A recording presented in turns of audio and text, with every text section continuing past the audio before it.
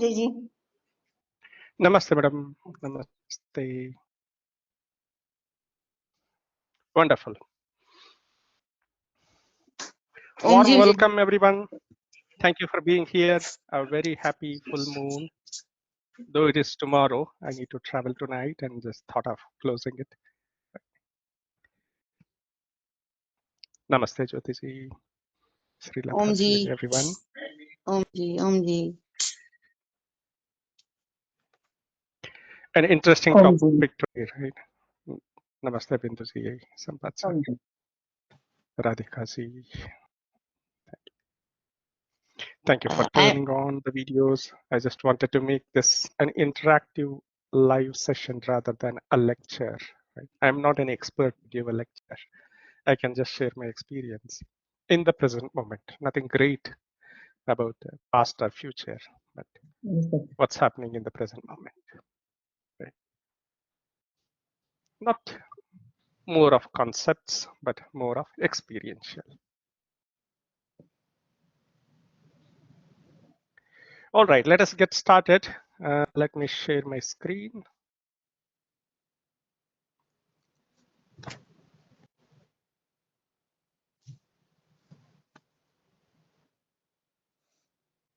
We'll start with a prayer, our regular Deepam Jyoti.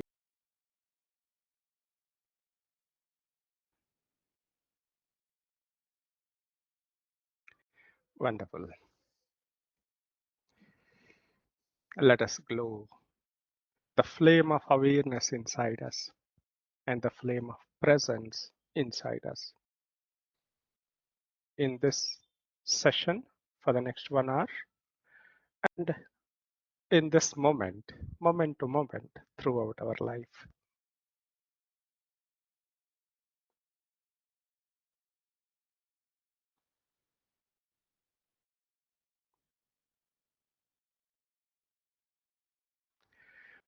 All right, today's topic, overthinking. It's an interesting one, right? Overthinking, it is an art. It is an art of creating problems that are even not there, right?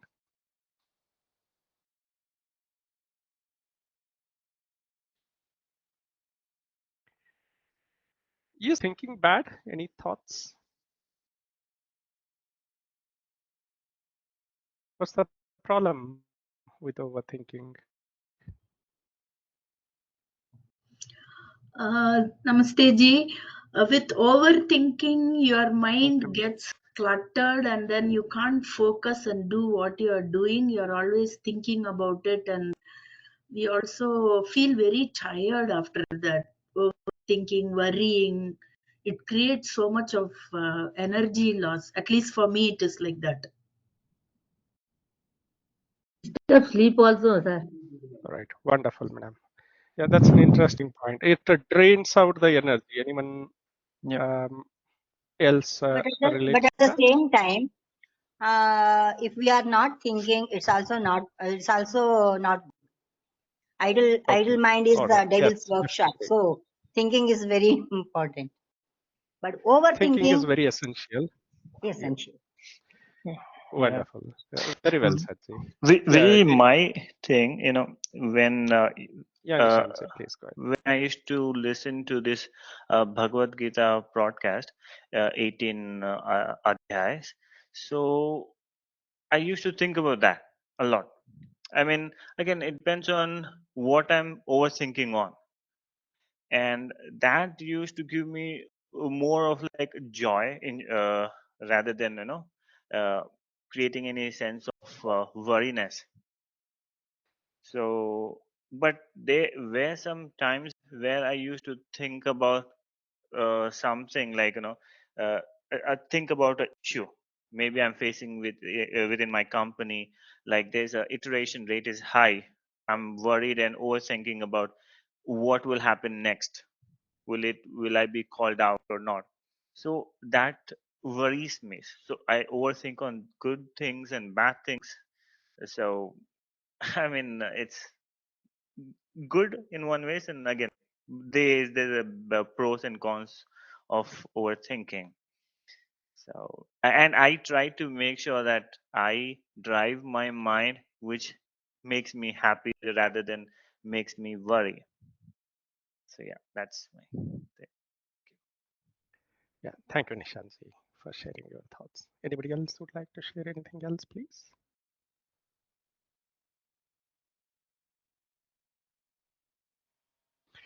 Wonderful. Overthinking As increase anxiety or it increases anxiety, yes, stressfulness, ma'am. and that may cause some disorders also. Yeah, it causes some disorders also. Yeah, because it increases anxiety, stress, etc. Okay. Yeah, very well said. All right. So, two things about thinking. Everyone is saying thinking is good, but overthinking is bad. Right? True. Can we look at another aspect of it? See, we need thinking for what? We need to plan for something. For example, tomorrow I'm going for a tour trip. I need to plan for it. I need to think about it, right? Then only I'll be able to have a solid plan in place and uh, go in a structured way. So anything that requires structured things to be in place, we need thinking. Learning new things, we need thinking, analysis, and all that. So without thinking, there is hardly anything that we can do in this world. For building our career, as Nishanji said, for solving the problems, we need that critical thinking. Not critic, but the thinking in a constructive way. So definitely thinking is needed. But the problem is not the thinking, it is unconscious thinking. Most of the thoughts that arise in our head are not controlled or managed by us. Planning is something that doesn't happen unconscious thoughts. If we do it consciously with awareness, that will be better thing. Otherwise, we get carried away by our impressions. Let us see why it's all happening, right? Overthinking, from where these thoughts are arising. So, overthinking challenges, as you said, and as we had discussed on part 2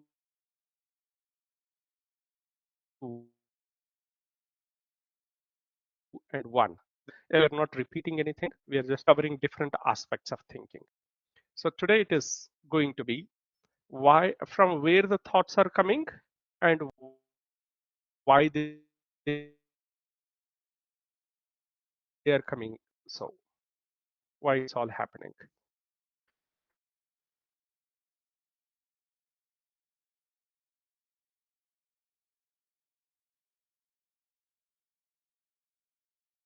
Night, dwelling on a decision you made earlier, worrying about tomorrow's to-do list, especially if you hurt somebody, it is going to hurt us back a lot.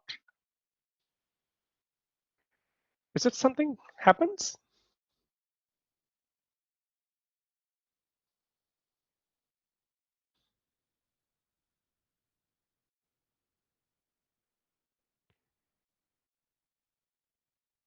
Or has it not happened with somebody? Is there anyone who says it has never happened with me?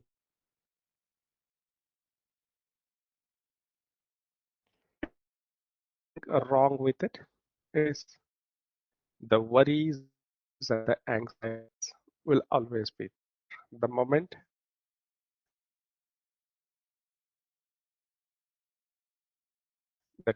the control of our mind. So waking up at night, think it should be done next. You are not alone. As per the research, 50 to 75% of the people of different age groups, it depends on the age groups, as per Forbes Health.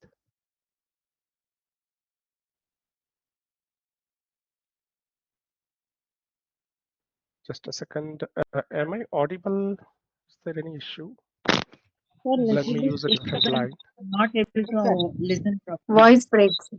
Voice breaking. Yeah, your voice is breaking, sir. Yeah. So you asked a question where we are not able to understand that.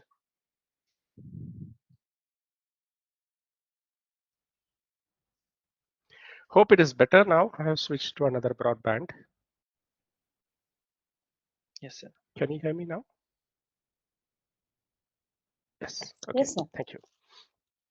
Yes. All right. So I think some of you answered that question or did not hear that question. But the point is, more than half of the people are having chronic overthinking. Overthinking once in a while doesn't have any problems. It's quite normal, natural. But the problem is chronically overthinking on all the things, creating some problems that are not at all there in the first place. That's what is happening with more than 50% of the people as per the research. But we don't recognize it. It doesn't mean it is a mental disorder, but it is chronic overthinking. And this compulsive mind chattering, as some of you said, it drains the energy. It drains the energy from everyone who goes through that overthinking. It has nothing to do with individuals. It creates the toxins inside due to associated stress, and body has to do extra effort to remove those toxins. But if it is happening chronically, how long body can tolerate it? It is a tendency to ruminate, and it is associated with conditions including depression, anxiety, stress, even eating disorders, substance use disorders, etc. Right? How many people we see when they start overthinking, they start getting indulged into something. It need not be just substance abuse, but eating something, some junk food, or watching TV, scrolling in the mobile, getting locked somewhere. This is an interesting thing. People genuinely believe that if they worry enough or overthink over unhappiness or emotional difficulties, they will eventually find a solution. But the research says it is opposite. It shows the opposite results. Overthinking is the problem, not the solution, right? Of course, as we saw, the challenges are it drains the energy and creates the toxins. That's very important, right? And then we went through it last time, and we'll go through one of these techniques again. Oh, what helps is only the experiential awareness in the present moment can bring the chattering down to an acceptable level. We will see uh, experientially that one. We'll practice it. Okay. There are many other techniques like diversion, the techniques that that divert our attention. That divert and give a temporary fix, but do not fix the root cause. We have a wonderful tool called awareness supported by presence in this moment that can prevent the root cause of this overthinking. Let's see how it works. Yeah, welcome to the session again. So whatever we covered, it was a repetition from previous sessions. So overthinking, is an art of dwelling in the past and the future at the expense of the present. In the mind, something is going on about the past, worrying about the past, why it happened so and so, and anxious about the future, what will happen, what should I do, how others would be behaving, etc., at the expense of the present moment experience.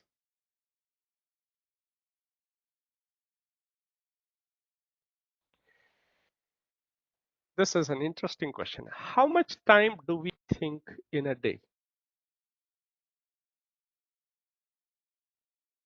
Or, in other words, is there a time when we don't think? Thoughts are happening, right? We are not doing them, they are happening automatically. Where is your mind? Most of the time, it is either in the past or in the future, as we discussed.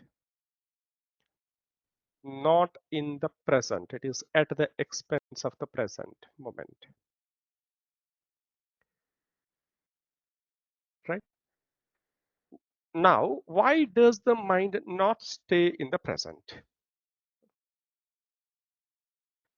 There should be something that attracts the mind, right, to the past or future, isn't it?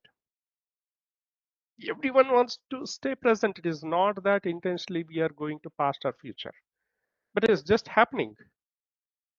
Why so?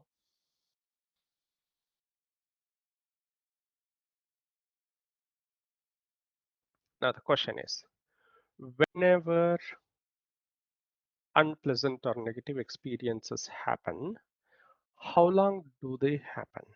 For how long? We'll go through it in detail, but try to just get the question so that we'll have a solid discussion on it.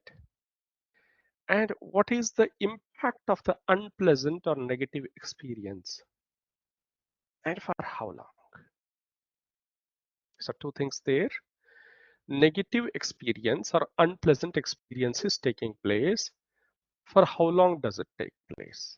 Is it for 5 minutes, 1 minute, 1 second, 5 seconds, or 4 hours? And what is the impact of that negative experience? How long does it stay? Just for contemplation. You can take up any of your experiences. And why so?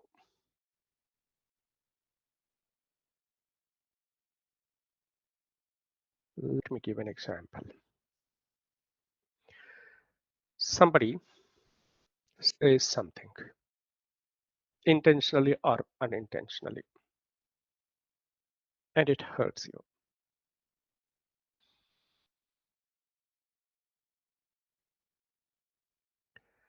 It is an unpleasant or negative experience, right? And the person goes away.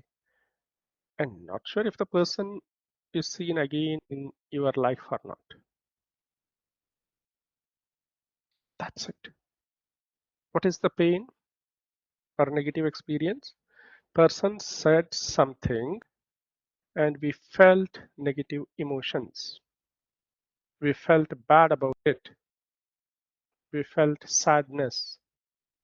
We got irritated. We got hurt emotionally. But how long does it stay? The problem is it might go away after 1 or 2 hours, but whenever it is remembered, even after 6 months, 1 year, again the same emotions come. Why the hell did he say so to me? Who is he or who is she? After 10 years, 20 years, a small statement, right? Nobody is an exception. All our minds are same. The mind works exactly in the same way. It is designed in a particular way. Why does it happen so? Why does it get carried away? Why it doesn't stop there? That's today's topic.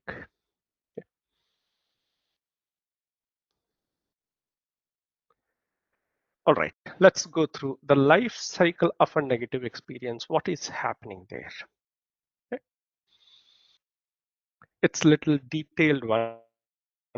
Just need a focus, please. An experience happens. It is a fact. Okay, it is a fact where there is an event taking place and people are involved in it. It is direct experience.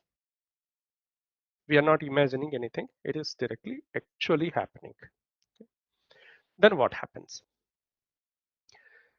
Based on that event or the people, we interpret the things. Suppose we are talking here about negative experience. So somebody says something. Interpretation happens and it has another input, another condition, that is mood, our mood. Suppose we are in a good mood, party mood, we are celebrating in some function, and if somebody says, we take it as a joke. Right? When we are in a bad mood, if somebody says the same statement, we take it as an offense. Okay, it's just one of the criteria how we interpret. But of course, here as we are talking about negative experience, let us consider it as an offense and we take it as negatively. It is interpreted based on what? Based on our views or opinions, our belief system, our value system, and the judgment arises. This is bad. The person is bad. Not just the person. Event is bad. The place is bad. The people are bad. It remains in our head and it gets stored in the memory, right, in the head. Now, what is stored in the memory? Experience. It is defined as a negative person, a bad place, a painful event, isn't it? The fact is not stored there. What is stored? Colored memory. The experience is colored and then it is stored in the memory. And also many things like it is a negative experience. I don't want repetition of it anytime. It happened with me in this function. I will make sure that I won't attend such a function again in my life.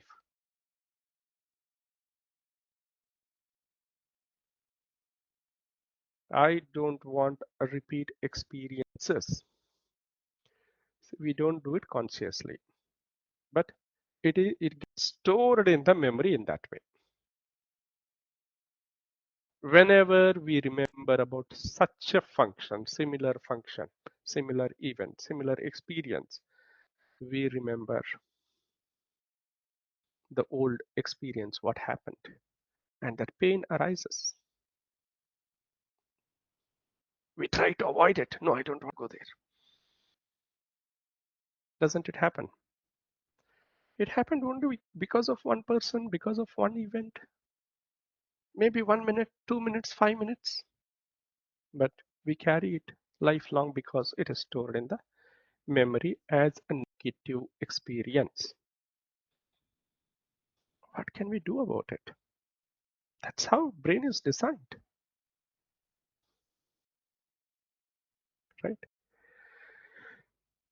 The colored memory, the source for understanding everything. It is personalized, easily accessible, and attractive to the mind. It easily connects to the mind. As soon as something similar arises anytime in future, the mind refers back to this incident and judges it. Because this is the first place the mind refers to for understanding a new experience. From where? From the colored memory. From the memory, but it is colored, right? Now,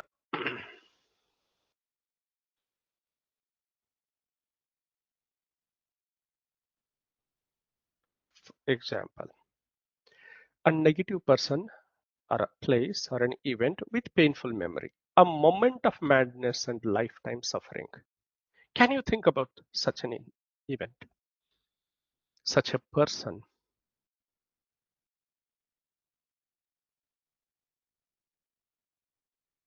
Or let me ask in this way. Can you think of a person who never hurt you, never did anything wrong with you, but still you don't like the person? Because of so many reasons. For example, politicians, right? If we are not in the field of politics, usually no one would have hurt us. No one would have, we would not have come across any politician directly, right? And we would not have heard from them. But still, most of the people hate some politicians and like some others. And that's why we have so many parties worldwide. It is nothing much to do about good or bad. It is about our perception about persons.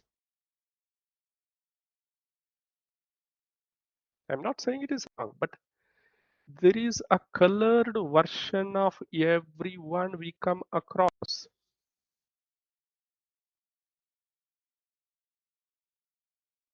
Gets defined in a particular way and it is stored in the memory, not as it is, as per my interpretation, as per my perception. I think so. So that person is a negative person. I think this person is a good person. No evidence. Person may not have hurt me, the person may not have helped me, but still those impressions are stored in the memory. Are we living the life in a real world or in our own imaginary world?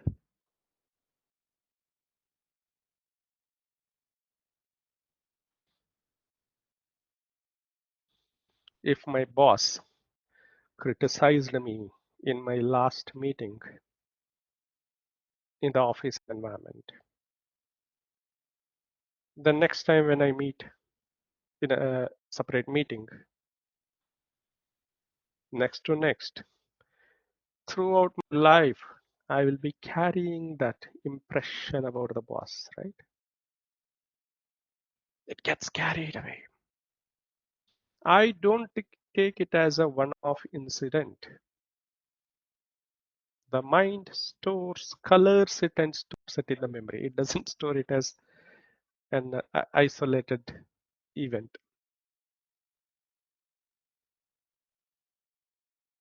It judges and stores it. So the point is, how far is it reliable? This is the first place our mind refers to. Remember, this colored memory. For any understanding. So whatever the understanding we have, it gets distorted. For example, God. Everyone understands it in their own way. They have not seen it, but they know it. What is God? How? Memory has judged based on its own inputs and stored it in a colored way. Yes, God is so and so. I believe God. Whoever believes God the way I believe are good. Whoever doesn't believe what I believe are bad. I am not doing it. That's how the brain is working, right? Automatically. What is the way out? See, how much it got distorted, right? Let me ask a question.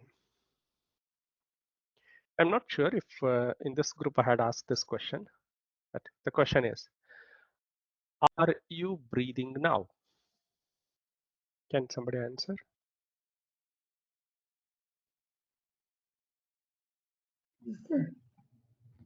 Yes. So everyone knows they are breathing. How do they know? It is not coming from present moment experience. It is coming from the memory. Somewhere in my life, I understood that I am breathing, and it is stored in the memory. Now, as soon as this question came, I'll be referring to, my mind will be referring to that memory, and it picks the data from there, not from what is happening in the present moment. That's the reason. First statement, it is a personalized, easily accessible and attractive to the mind. It picks it up directly, and it answers. General assumption and general awareness is that we are breathing, otherwise we will not live, right? And that's fact. I don't disagree with it. But there are many such things that may not be happening now, that might have happened earlier, but still the mind takes the data from the memory, colored memory. For example, the perception about an individual, right? How is an individual? It just goes back to the memory and picks the data from there. It doesn't validate in the present moment.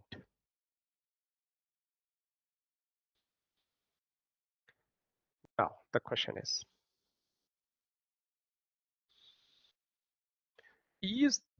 breath coming in or going out at this moment? At this very moment.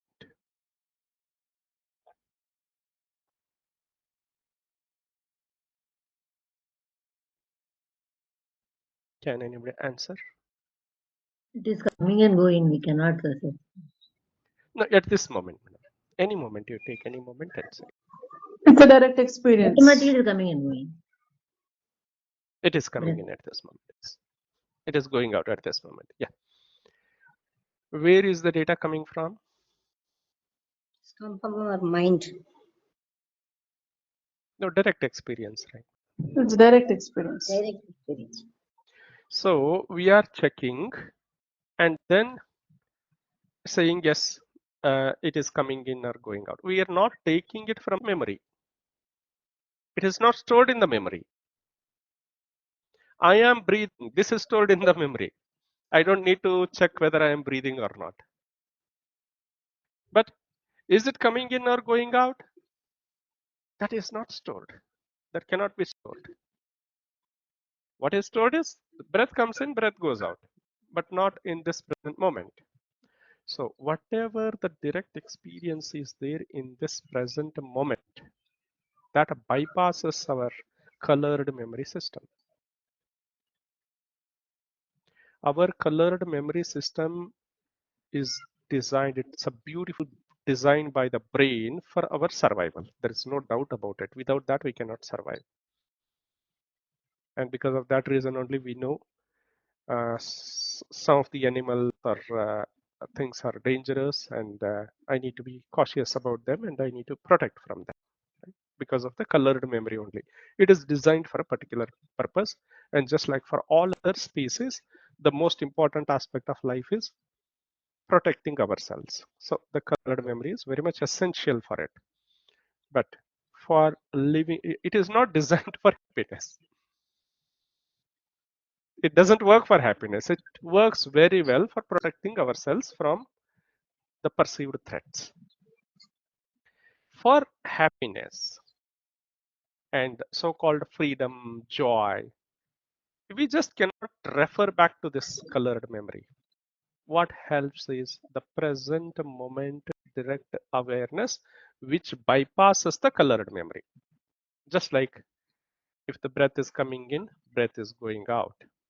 If I am doing this action intentionally, bringing the hands up, bringing the hands down, it's nowhere stored in the memory. I'm doing it intentionally. Thinking about some plan and planning, thinking about my career and planning for the career.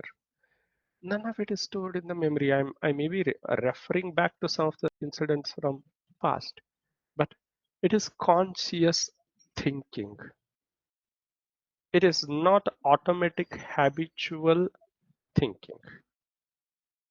It is intentional thinking. This bypasses our automatic memory from where the data is picked up. We pick it up based on our need, not out of compulsion. So if the information is not available in the memory, then next reference is awareness of direct experience without interference of memory. This is what liberates us from our overthinking and binding our attachments. It's not just about the breath. It is about everything that we do. Can we bring the element of consciousness, the awareness into it? Even noticing our emotions.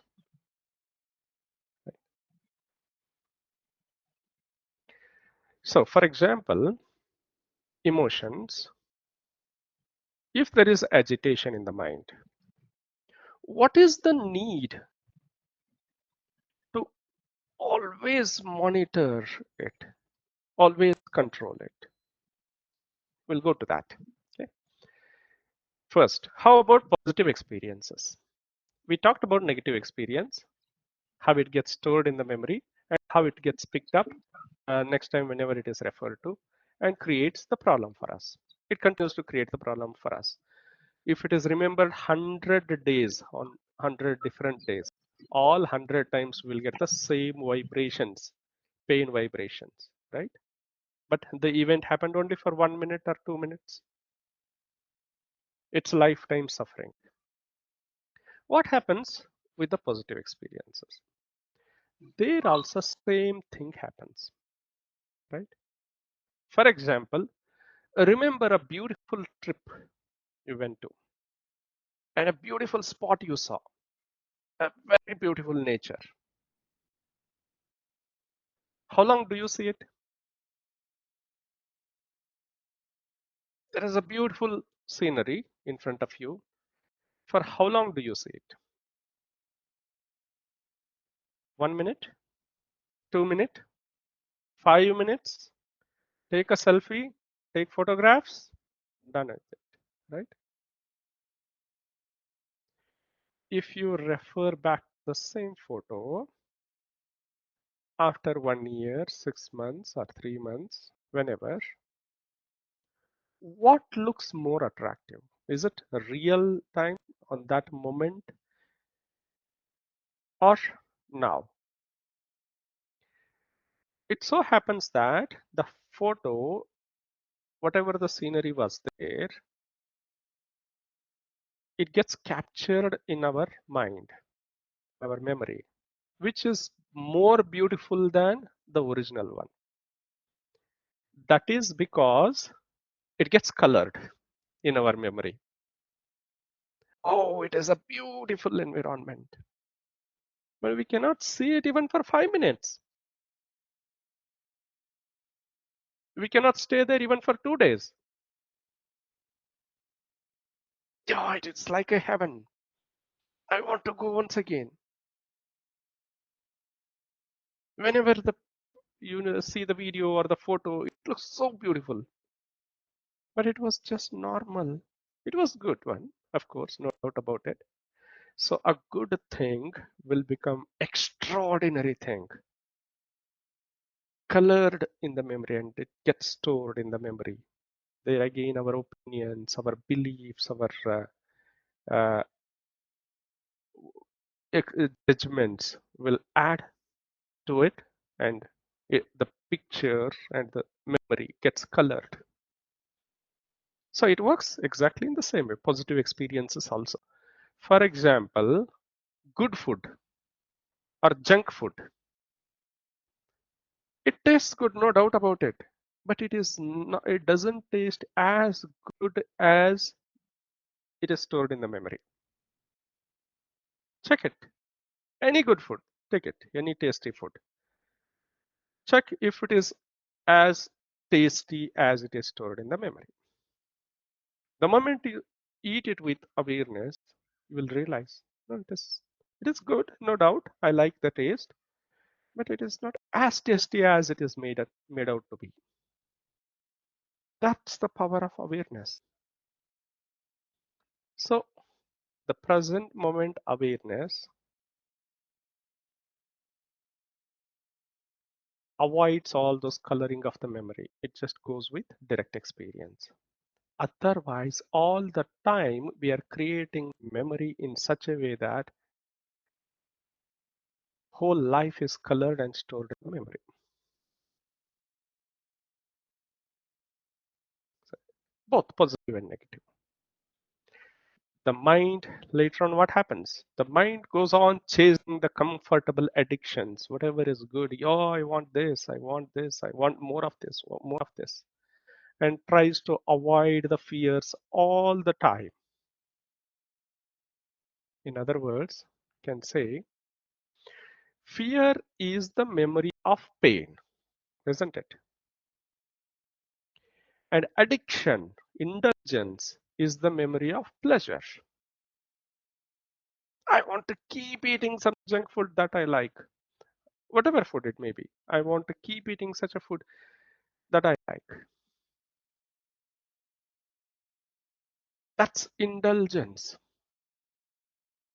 We are eating from our memory, not with our awareness. With emotion, we are eating. So we are not understanding its actual taste. The taste is in fact coming from the memory. Only after finishing the food, we will realize how it was. And we judge it and move on. Just try bringing awareness when you eat your favorite food next time.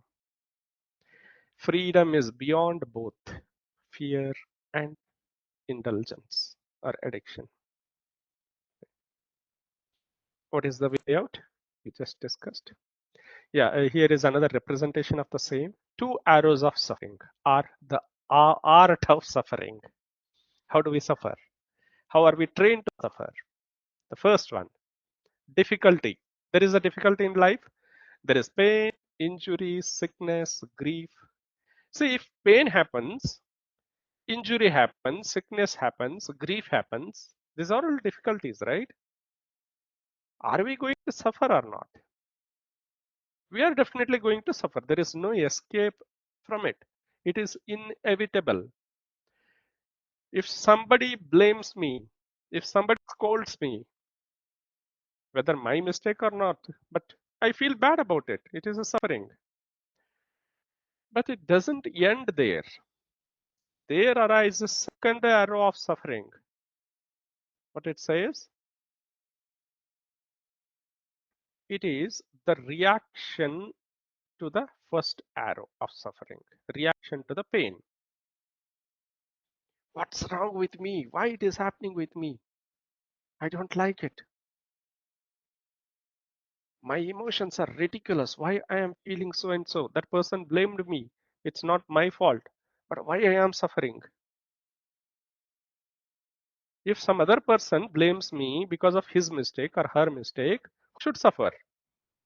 Whose mistake it is? That person's mistake, right? That person should suffer. But instead of that person, I am suffering because that person blamed me. Why it's happening with me? Right? Indulging into drugs, binging, staying in bed, scrolling, rumination, overthinking. Right? These are nothing to do with difficulty. These are all coming from the colored memory. Second arrow. My daughter was 3 years old. She did not know what is the injection. She was supposed to get some vaccine. When injection was being given, she was seeing at it curiously. And then after few seconds, she realized it pains and started crying. It is actual pain. No doubt. It is actual pain. But the problem is that she used to remember it. And whenever she remembers, she used to start crying. It happened for next 3 months. The pain is gone. It might have stayed for 1 day, 2 days, whatever it is. It is gone. But she cried for 6 months. What is that? I'm not saying pain is good. Pain is definitely bad. But second arrow, memory of it, no? That suffering, it is too bad. It has much bigger impact. Makes you cry for 6 months, for years, for lifetime, just because of a small thing, small difficulty that came in life. So it's all because of colored memory. That has happened. Anyone would like to share on anything? Yeah, this one I would like to quickly cover. Mental well-being. What is it? It's not feeling good all the time. Not at all. All the time I am happy, I should be happy, then only I am mentally well. No. It is about developing the resilience to feel uncomfortable emotions and pain without turning them into suffering. Yes, pain is there. Whatever the care I need to take, I'll have to take. But not beyond that. Yes, allowing it, accepting it, acknowledging it, letting it be. Being with it. It is part of my life. We'll cover this in the next webinar. The life and the life conditions.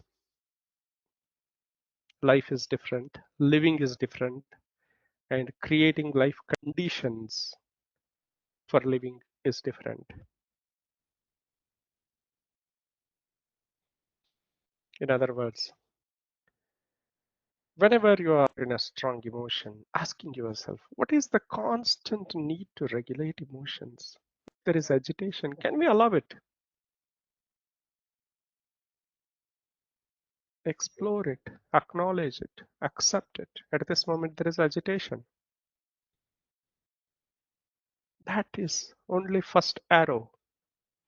The moment we try to fight with it, why it is happening with me, that is second arrow.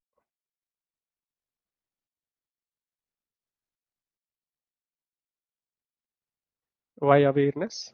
It dismantles overthinking as we saw it. It brings us into the present moment. All other things move us into either past or future. Memory projections. No unconscious thoughts can persist in the presence of awareness. When there is presence and awareness, no unconscious thoughts can happen. No unconscious actions also would happen. Right?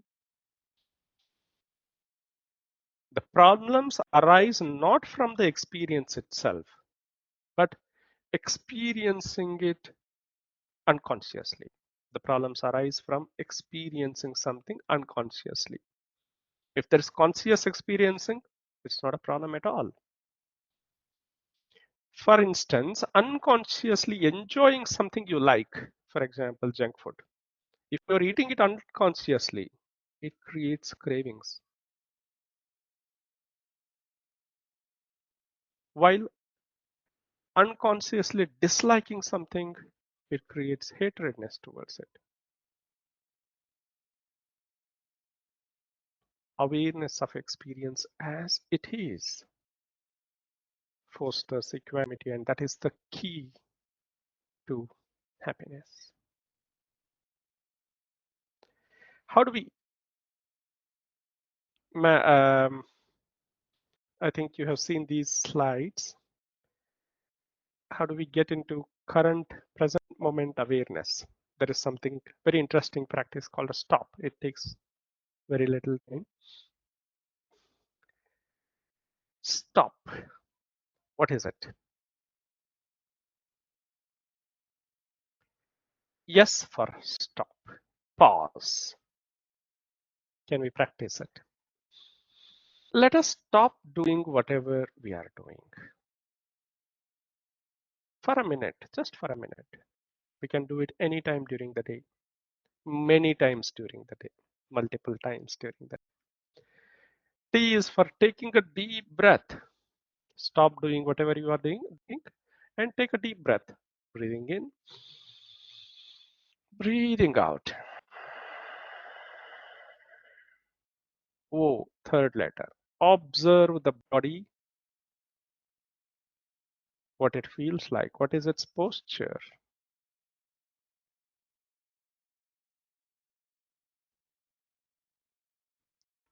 Thoughts, what thoughts are here in the mind at present? What are the emotions? What is the mind state? Is there agitation? Is there calmness? Is there confusion or clarity? Is there laziness or enthusiasm? Whatever may be the emotion. Or is there pleasantness or unpleasantness? Or is it neutral emotion?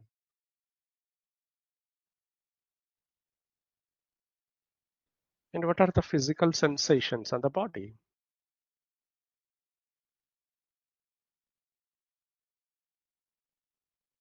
The legs, what it feels like in the hands, in the torso, front portion of the body,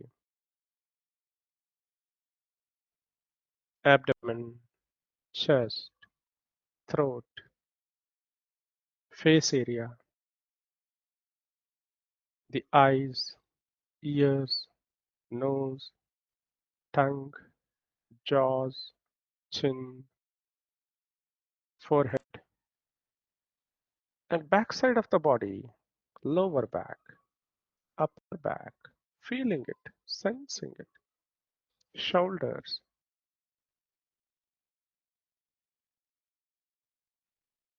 neck, side of the head, and top of the head. These are the physical sensations, and this is the physical body, clearly recognizing it.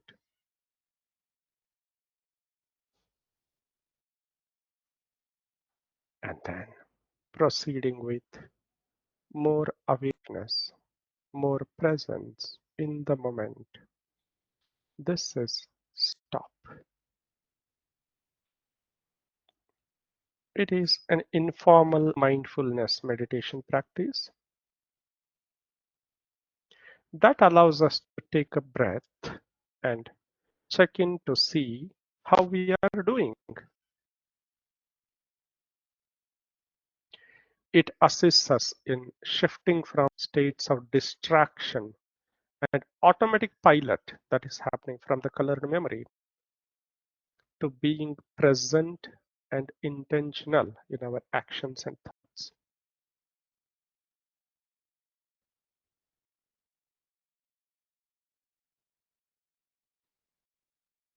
Stop whatever we are doing, stopping it for a minute, and then taking a breath. T. O is for observing body, thoughts, emotions, and sensations. P is proceeding with more awareness.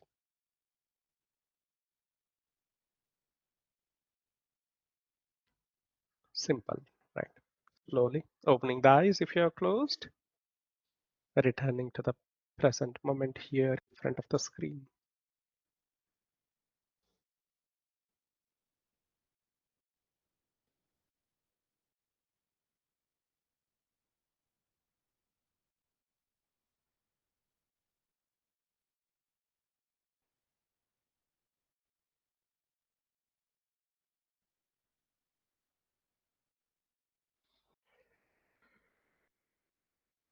Any thoughts? A lot of things covered today. Questions, concerns.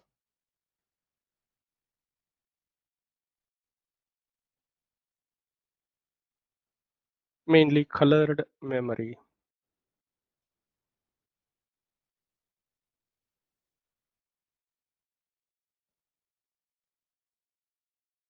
colored life.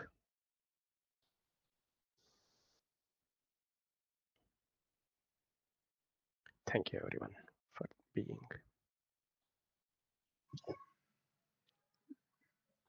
So you mean to say like overthinking happens because of the colored memory? Yes, unconscious thinking is all because of colored memory. And again, thinking is not problem. Unconscious thinking is a problem. And most of the part of overthinking or rumination is unconscious in nature, happening on its own. So why does it come? Because it is like unwanted thing. That is the reason because it's colored. That is the reason it keep repeating, and that's how we are overthinking. Is it what is it's related? Yes, definitely. We are not accepting the reality in the present moment. We want it to be something different than what it is. And there is constant rumination to make it happen. For example, there is pain or there is a problem, not acknowledging or accepting the problem, but always trying to change it to something convenient. Consciously doing it is different, but it's just rumination, which doesn't help. So taking actions consciously to help the situation is perfectly all right. It is still in the space of awareness.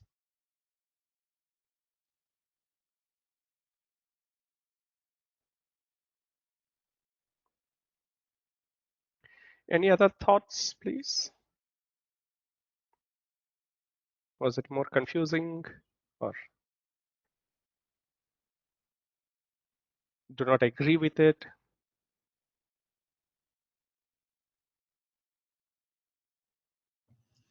It is such a trap, right, in life. Yes. I think practicing this will really help calm the mind. Yes. The stop is very good. Thank you, madam. Yeah, very well said. We need practice being present and being aware in all our activities. That experience rather than colored memory. Memory is helpful, of course, we are not denying that fact. Very helpful, and that's life source for our living. Yeah, Shanta, madam, you wanted to say something? It is true, sir. They are pure and accept it, but to practice more. That is Yes, definitely. We are coming back to the same points, presence and awareness. being. Your classes are very useful, sir, to come out of that the old overthinking and negative thoughts and all. It's very useful for me. Yeah, definitely. The experience I feel no very nice. Thank you. Thank you, madam. So just remembering one thing, the mind may be in the past or the future, but the body is always here, right? So let us embody the things and continue our journey of life with awareness. We can bring awareness to the body easily.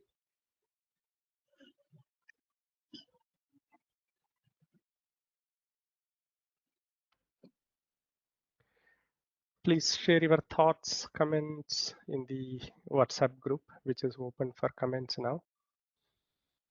And if you would like to share any of your experiences, most welcome to do so. Otherwise, we can start with the Kannada session. Thank you, sir. Any suggestions are most welcome. If Thank you, you sir. think of any Thank you, topics sir. that would help, we can take them up. Thank Thank you. you, sir. Thank you everyone for being. About 25 people joined at a short notice. A Thank very you, sir. happy full moon. Let us Thank you. meditate for some time during the full moon. Today, tomorrow, day after tomorrow. We are Be blessed, in. sir. We are blessed with this meeting. Thank you.